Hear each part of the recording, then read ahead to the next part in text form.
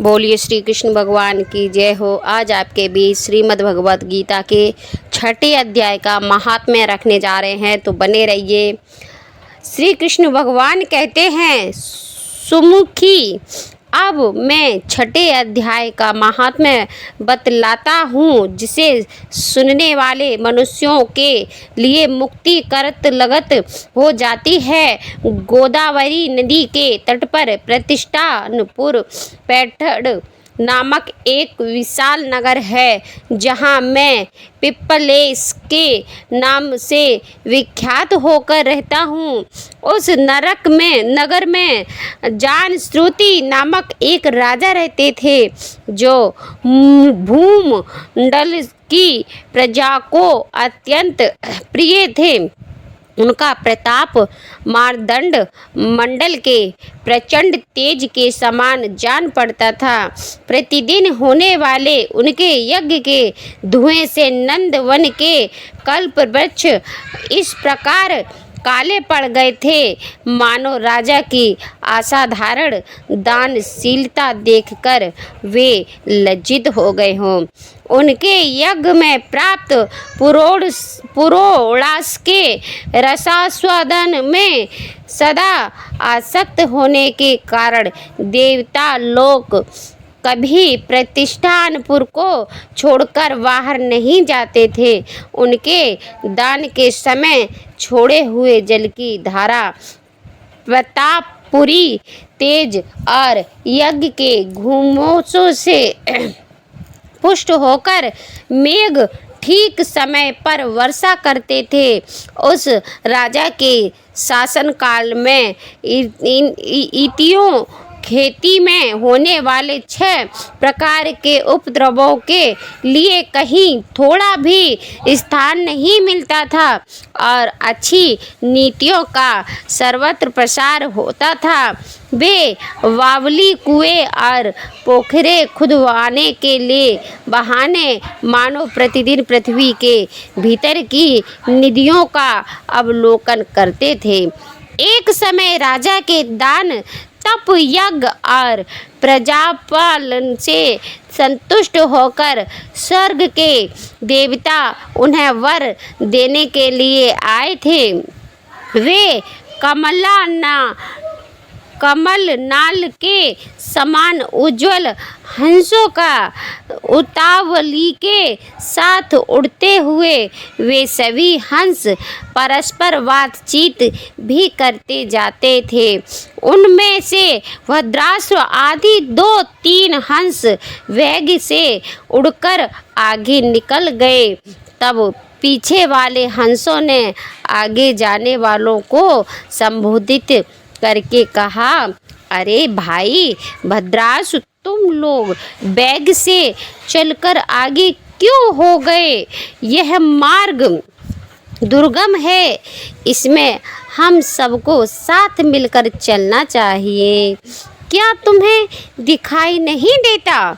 यह सामने ही पुण्य मूर्ति महाराज जानश्रुति का तेज पुंज अत्यंत स्पष्ट रूप से प्रकाशमान हो रहा है।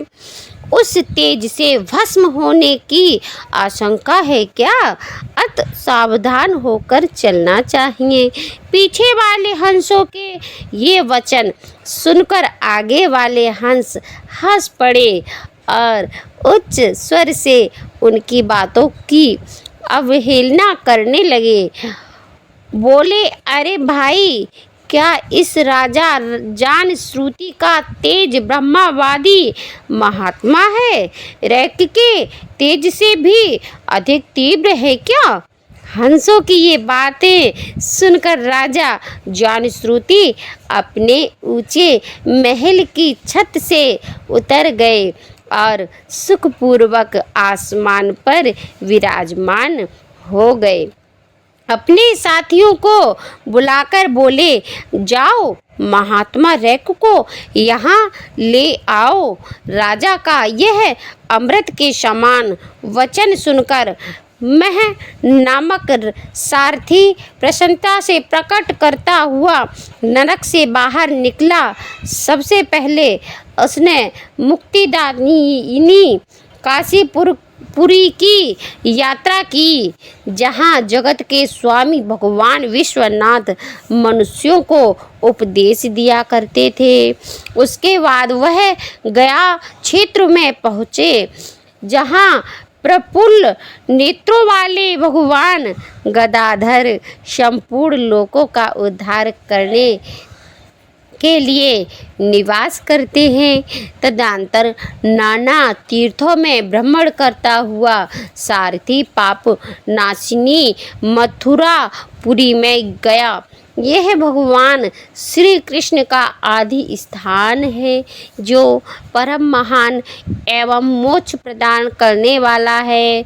वेद और शास्त्रों में वह तीर्थ त्रिभुवनपति भगवान गोविंद के अवतार स्थान के नाम से प्रसिद्ध है। नाना देवता और महर्षि उसका सेवन करते हैं। मथुरा नगर कालिंदी यमुना के किनारे शोभा पाता है। उसकी आकृति अच्युत चंद्र के समान प्रतीत होती है। वह सब तीर्थों के निवास से परिपूर्ण है। परम आनंद प्रदान करने कारण सुंदर प्रतीत होता है। गोवर्धन पर्वत के होने से मथुरा मंडल की शोभा और भी बढ़ गई है। वह पवित्र वृक्षों और लताओं से आवृत है। उसमें 12 वन हैं। वह परम पुण्यमय तथा सबको विश्राम देने वाले श्रुतियों के सारभूत भगवान श्री कृष्ण की आधार भूमि है। तत्पश्चात मथुरा से पश्चिम और उत्तर दिशा की और बहुत दूर तक जाने पर सारथी को कश्मीर नामक नगर दिखाई दिया, जहाँ शंख के समान उज्ज्वल गगनचुंबी महलों की पंक्तियाँ भगवान शंकर के अट्टहास की भांति शोभा पाती हैं। जहाँ ब्राह्मणों के शास्त्रीय आलाप सुनकर मनुष्य भी सुंदर वाणी और पदों का उच्चारण करते हैं, देवता के समान हो जाते हैं। जहाँ निरंतर होने वाले यज्ञ धूम से व्याप्त कालीमा नहीं छोड़ता, जहाँ उपाध्यायों के पास आकर छात्र जन्मकालीन अभ्यास से ही संपूर्ण कलाएं स्वतः पढ़ लेते हैं, तथा जहाँ माणिकेश्वर नाम से प्रसिद्ध भगवान चंद्रशेखर देहधारियों को वरदान देने के लिए नित्य निवास करते हैं। कश्मीर के राजा माणिक्य ने दिग्विजय में समस्त राजाओं को जीतकर भगवान शिव का पूजन किया था। तभी से उनका नाम माणिकेश्वर हो गया था। उन्हीं के मंदिर के दरवाजे पर महात्मा रैक एक छोटी सी गाड़ी पर बैठे हैं, अपने अंकों को खुजलाते हुए वृक्ष छाया का सेवन कर रहे हैं। इसी अवस्था में सारथी ने उन्हें देखा।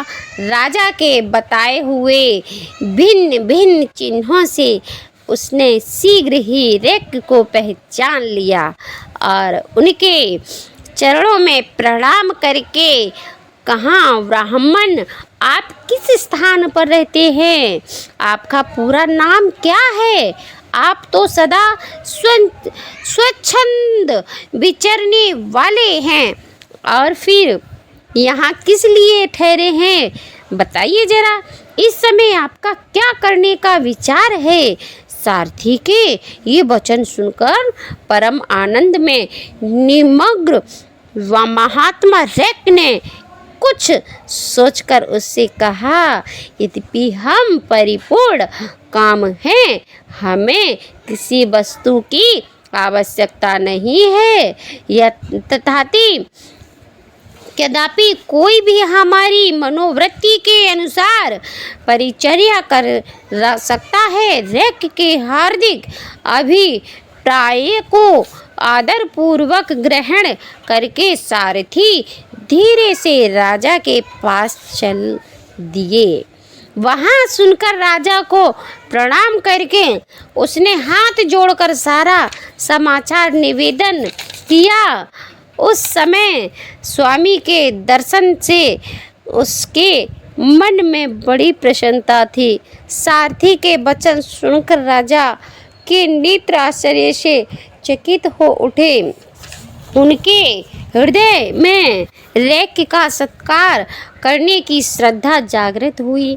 उन्होंने 2 खच्चरियों से जुती हुई एक गाड़ी लेकर यात्रा की, साथ ही मोती के हार, अच्छे वस्त्र और 1 सहस्त्र गाय भी ले ली। कश्मीर मंडल में महात्मा रैक जहाँ रहते थे उस स्थान पर पहुंचकर राजा ने सारी वस्तुएं उनके आगे निवेदन कर दी और पृथ्वी पर खड़े पड़कर साष्टांग प्रणाम किया। महात्मा रैक अत्यंत भक्ति के साथ चरणों में पड़े हुए राजा जान श्रुति पर कुपित हो उठे और बोले, रे शूद्र, तू दुष्ट राजा है, क्या तू मेरा वृत्तांत नहीं जानता है? यह खच्चरियों से जुती हुई अपनी ऊंची गाड़ी ले जा, ये वस्त्र, ये मोतियों के हार और ये दूध देने वाली गौएं भी स्वयं ही ले जा। इस तरह आज्ञा देकर रैक ने राजा के मन में भय उत्पन्न कर दिया। तब राजा ने साप के भय से महात्मा रैक के दोनों चरण पकड़ लिए और भक्तिपूर्वक कहा, ब्राह्मण, मुझ पर प्रसन्न होइए। भगवान, आप में यह अद्भुत महात्म्य कैसे आया? प्रसन्न होकर मुझे ठीक ठीक बताइए। रैक ने कहा, राजन, मैं प्रतिदिन गीता के 6 अध्याय का जप करता हूँ। इसी से तेरी मेरी तेजो राशि देवताओं के लिए भी दुस्सह है। तदंतर परम बुद्धिमान राजा जानश्रुति ने यश पूर्वक महात्मा रैक से गीता के 6 अध्याय का अभ्यास किया। इससे उन्हें मोक्ष की प्राप्ति हुई। इधर रैक भी भगवान माणिकेश्वर के समीप मोक्षदायक गीता के 6 अध्याय का जप करते हुए मुख सुख से रहने लगे। हंस का रूप धारण करके वरदान देने के लिए आए हुए देवता भी विस्मित होकर स्वेच्छानुसार चले गए।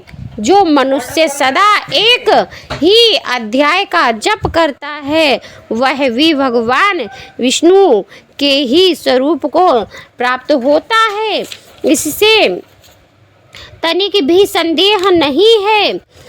बोलिए श्री कृष्ण भगवान की जय हो। 6 अध्याय का महात्म्य समाप्त हुआ। अब 6 अध्याय का पाठ हम रखने जा रहे हैं। अध्याय वो महात्म्य था, अब अध्याय सुनाने जा रहे हैं, तो बने रहिए। 6 अध्याय। उसके उपरांत श्री कृष्ण महाराज बोले, हे अर्जुन, जो पुरुष कर्म के फल को न चाहता हुआ करने योग्य कर्म करता है वह सन्यासी और योगी है, और केवल अग्नि को त्यागने वाला सन्यासी योगी नहीं है, तथा केवल क्रियाओं को त्यागने वाला भी सन्यासी योगी नहीं है। इसलिए हे अर्जुन, जिसको सन्यास ऐसा कहते हैं उसी को तू योग जान, क्योंकि संकल्पों को ना त्यागने वाला कोई भी पुरुष योगी नहीं होता।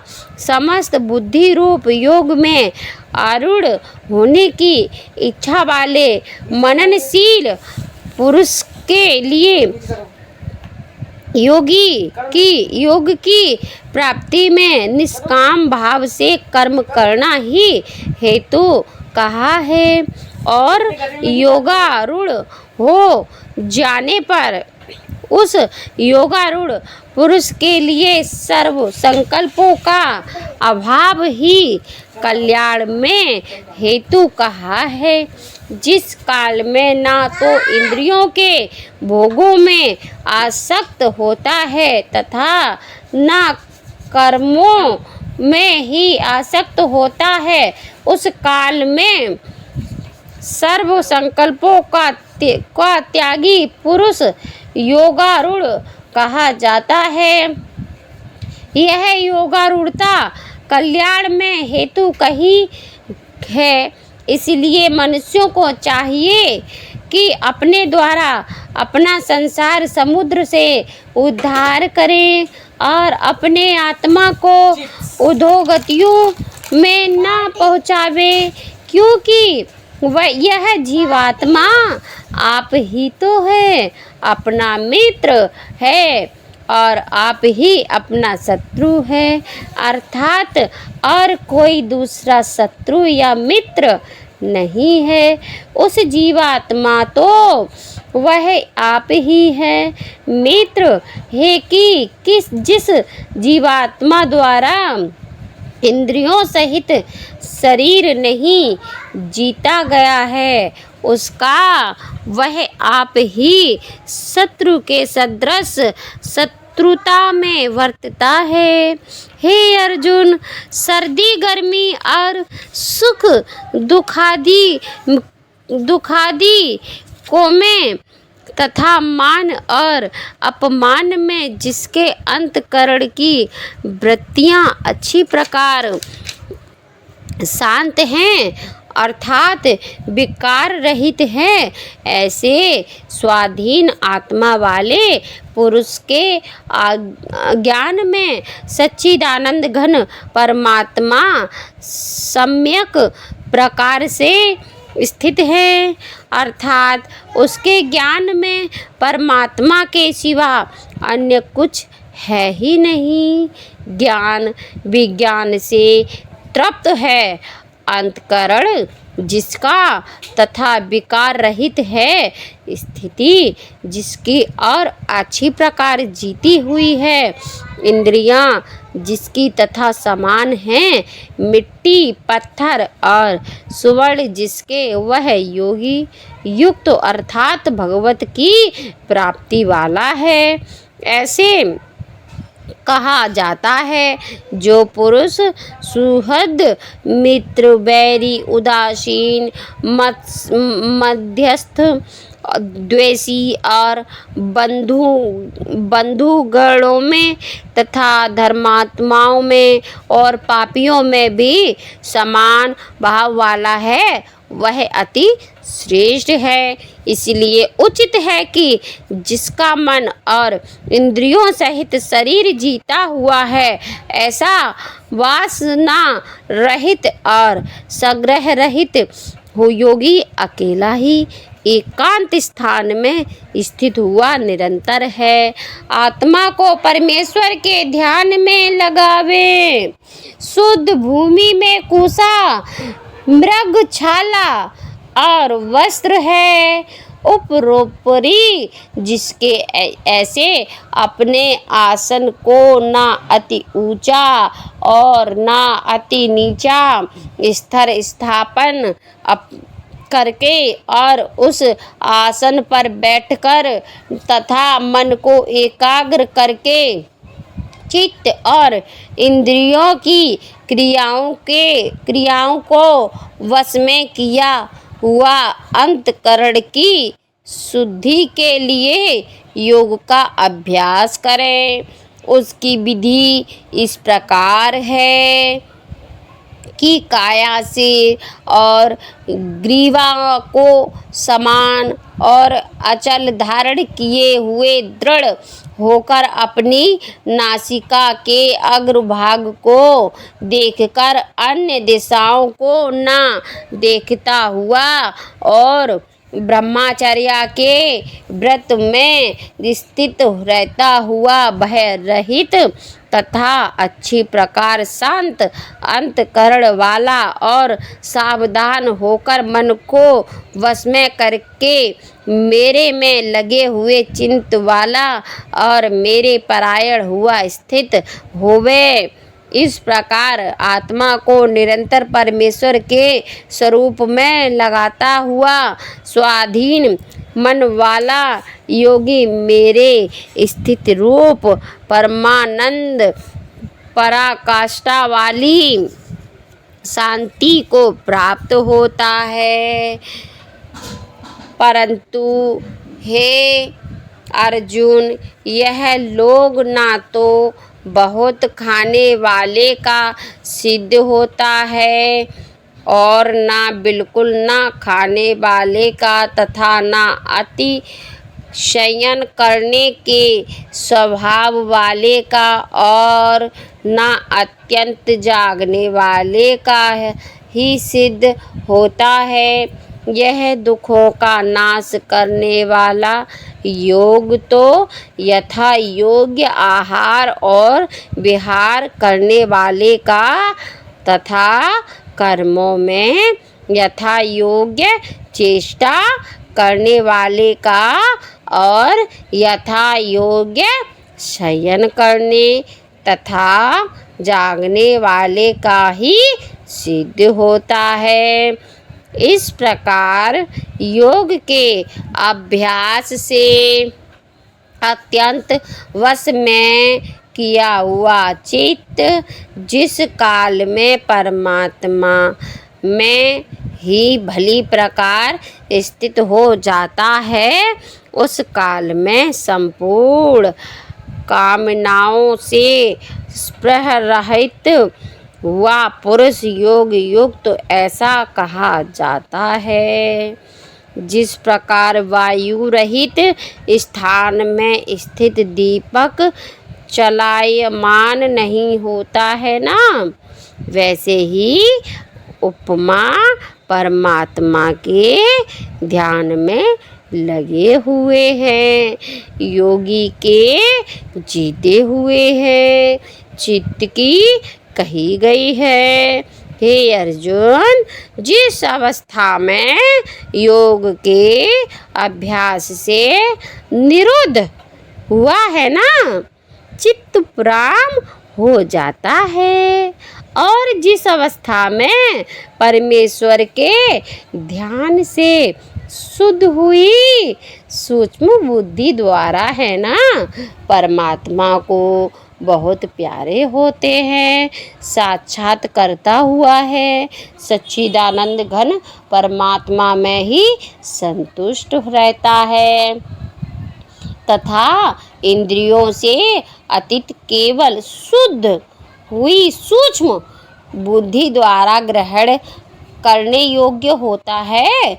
जो अत्यंत आनंद है उसको जिस अवस्था में अनुभव करता है और जिस अवस्था में स्थित हुआ मनुष्य है, यह योगी भगवत स्वरूप से नहीं चलायमान होता हुआ नजर आता है और परमेश्वर की प्राप्ति रूप जिस लाभ को प्राप्त होकर उससे अधिक दूसरा कुछ भी लाभ नहीं मानता है, ऐसे बोलते हैं भगवान।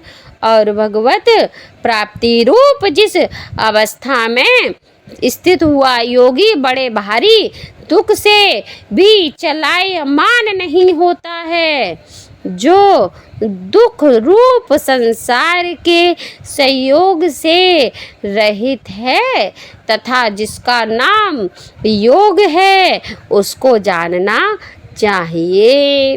वह योग ना उकताए हुए है, चित्त से अर्थात तत्पर हुए हैं चित्त से निश्चय पूर्वक करना कर्तव्य है उनका।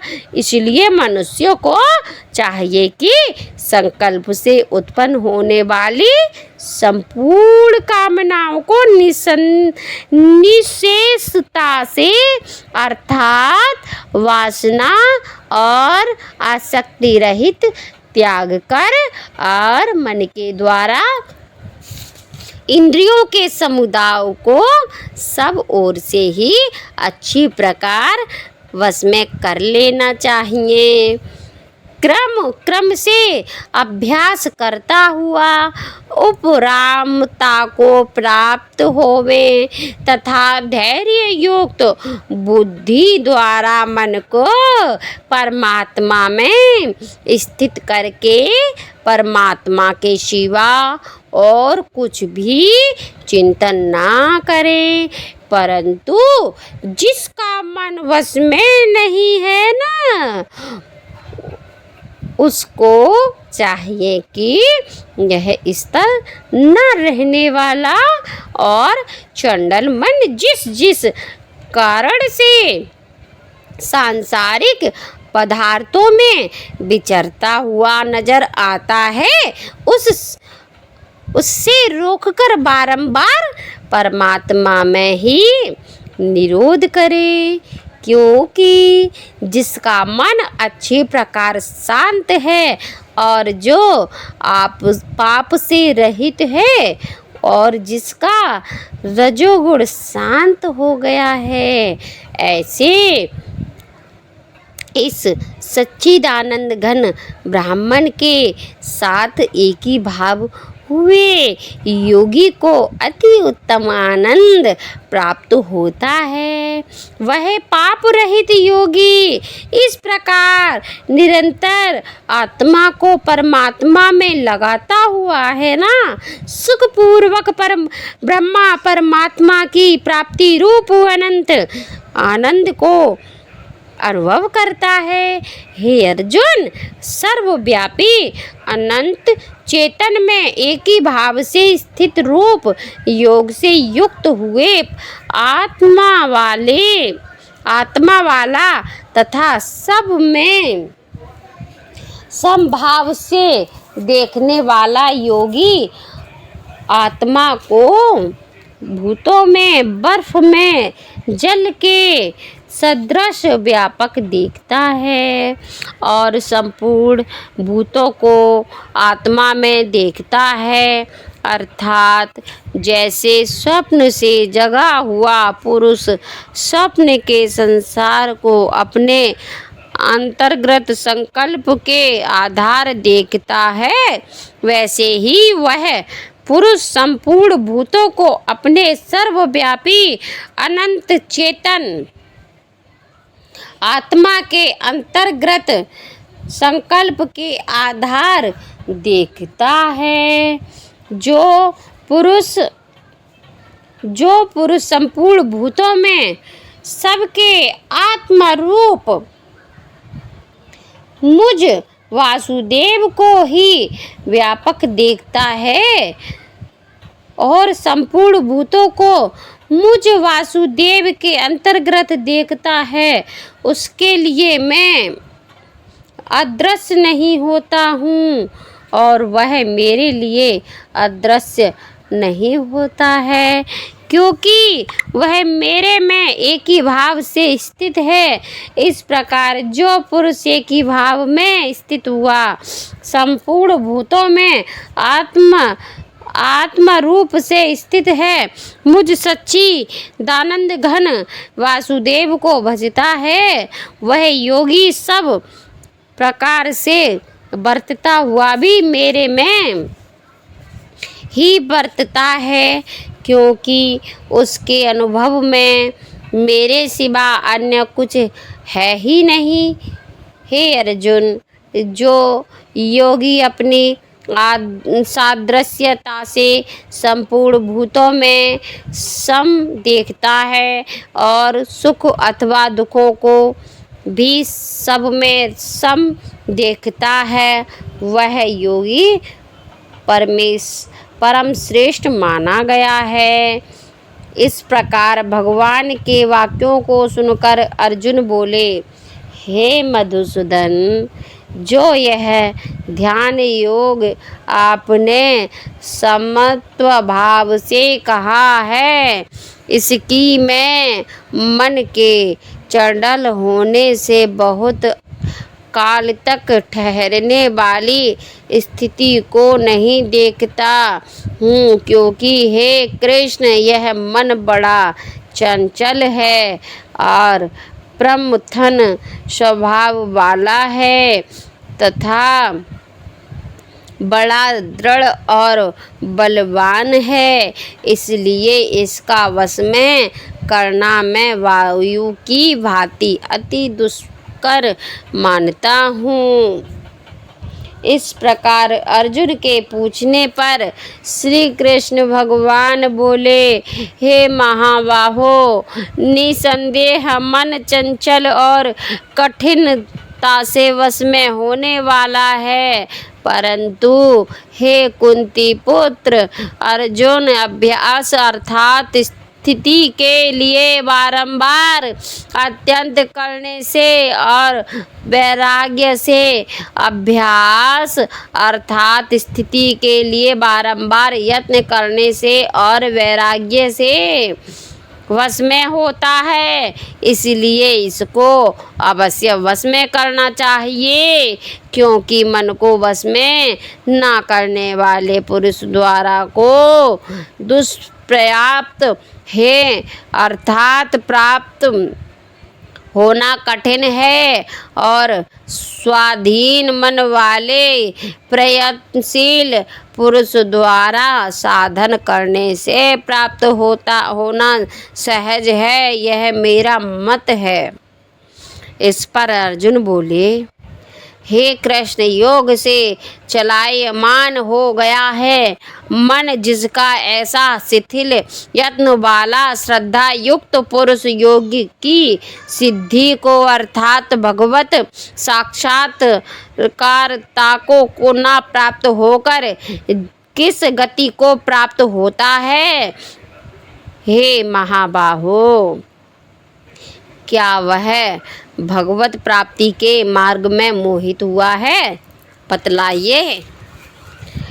आश्रय रहित पुरुष छिन्न भिन्न बादल की भांति दोनों ओर से अर्थात भगवत प्राप्ति के और सांसारिक भोगों से भ्रष्ट हुआ नष्ट तो नहीं हो जाता है? बताइए जरा। हे माधव, हे कृष्ण, मेरे इस संशय को संपूर्णता से छेदन करने के लिए आप ही योग्य हैं, क्योंकि आपके सिवा दूसरा इस संशय का छेदन करने वाला मिलना संभव नहीं है। बताइए प्रभु। इस प्रकार अर्जुन के पूछने पर श्री कृष्ण भगवान बोले, हे पार्थ, उस पुरुष का ना तो इस लोक में और ना परलोक में ही नाश होता है, क्योंकि हे प्यारे, कोई भी शुभ कर्म करने वाला अर्थात भगवत अर्थ कर्म करने वाला दुर्गति को नहीं प्राप्त होता है, किंतु वह योग भ्रष्ट पुरुष पुण्यवान के लोक को अर्थात स्वर्गादिक उत्तम लोकों को प्राप्त होकर उनमें बहुत वर्षों तक वास करके शुद्ध आचरण करने वाले श्रीमान पुरुषों के घर में जन्म लेता है, अथवा वैराग्यवान पुरुष उन लोकों में न जाकर ज्ञानवान योगियों के ही कुल में जन्म लेता है। परंतु इस प्रकार का जो यह जन्म है सो संसार में निसंदेह अति दुर्लभ है। वह पुरुष वहाँ उस समय पहले शरीर में साधन किए हुए बुद्धि के संयोग को अर्थात समस्त बुद्धि योग के संसार को अनायास ही प्राप्त हो जाता है। और हे कुरुंदन तन उसके प्रभाव से फिर अच्छी प्रकार भगवत प्राप्ति के निमित्त यत्न करता है। वह विषयों के वश में हुआ भी उस पहले के अभ्यास से ही निसंदेह भगवत की ओर आकर्षित किया जाता है तथा समत्व बुद्धि रूप योग का जिज्ञासु भी देव में कहे हुए सकाम कर्मों के फल को उल्लंघन कर जाता है, जबकि इस प्रकार मंद प्रयत्न करने वाला योगी भी परम गतियों को प्राप्त हो जाता है।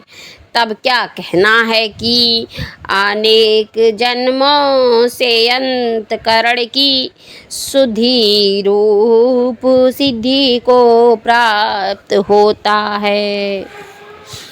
अति प्रयत्न से अभ्यास करने वाला योगी संपूर्ण पापों से अच्छी प्रकार शुद्ध होकर उस साधन के प्रभाव से परम गति को प्राप्त होता है, अर्थात परमात्मा को प्राप्त होता है। क्योंकि योगी तपस्वियों से श्रेष्ठ है और शास्त्र के ज्ञान वालों से भी श्रेष्ठ माना गया है तथा सकाम कर्म करने वालों से भी योगी श्रेष्ठ है। इससे हे अर्जुन तू योगी हो। हे प्यारे, संपूर्ण योगियों में भी जो श्रद्धावान योगी मेरे में लगे हुए हैं, अंतरात्मा से मेरे को निरंतर भजता है, वह योगी मुझे परम श्रेष्ठ मान्य है। बोलिए श्री कृष्ण भगवान की जय हो। आज हमने आपको छठे अध्याय का महात्म्य बतलाया है और छठे अध्याय का पाठ भी बतलाया है। आपको कैसा लगा बताइए ज़रूर। अब हम अपनी वाणी को विराम करते हैं। बोलिए श्री कृष्ण भगवान की जय हो।